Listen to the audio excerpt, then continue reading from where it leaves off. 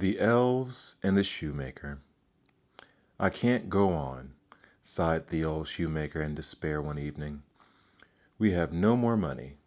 He was an honest, good man who made beautiful shoes slowly and carefully, but his business was being ruined by the cobbler next door. This man sold hundreds of pairs of cheap shoes, and the shoemaker's customers all went to the new cobbler. "What shall we do?" wept the shoemaker's wife. "You only have enough leather to make one last pair of shoes." "I'll cut them out tonight and make them tomorrow," said the shoemaker, and he climbed the stairs to bed with a heavy heart. The next morning, a perfect pair of shoes, complete with shining buckles, stood on his workshop bench. Every stitch was exquisite. "Look, wife," squealed the shoemaker in amazement, putting them in the window. Instantly, a customer snapped them up.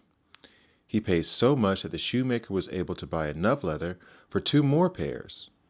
Again, he cut them out, planning on finishing them the following morning. And again, the magic happened. 2 pairs of shoes appeared, with bows, laces, even pink heels. They were elegant, unique, and exceptionally well made. How was this happening? Wondered the shoemaker. Every day, as he bought more leather, he found more wonderful shoes in the morning.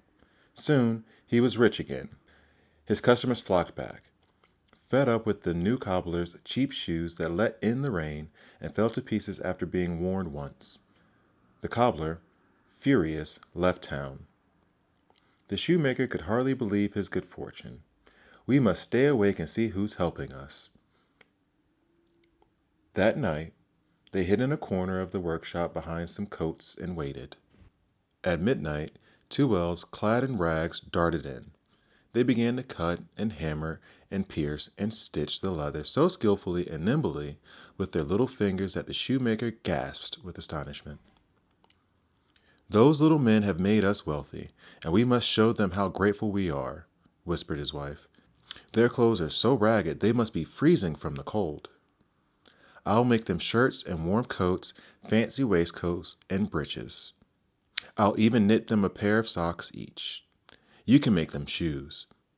The shoemaker and his wife spent all the next day making the tiny outfits and left them laid out on the workshop bench instead of the pieces of leather. Then they hid again behind the coats to wait for the elves. As midnight struck, the elves arrived, saw the clothes, and quickly dressed themselves. They danced and skipped all over the workshop, singing in delight.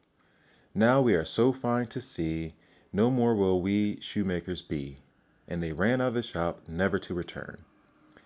Even without the elves, the shoemaker's business grew. He became famous throughout the land because his shoes were the most sensational and magnificent ever seen. And he and his wife prospered to the end of their days. The end.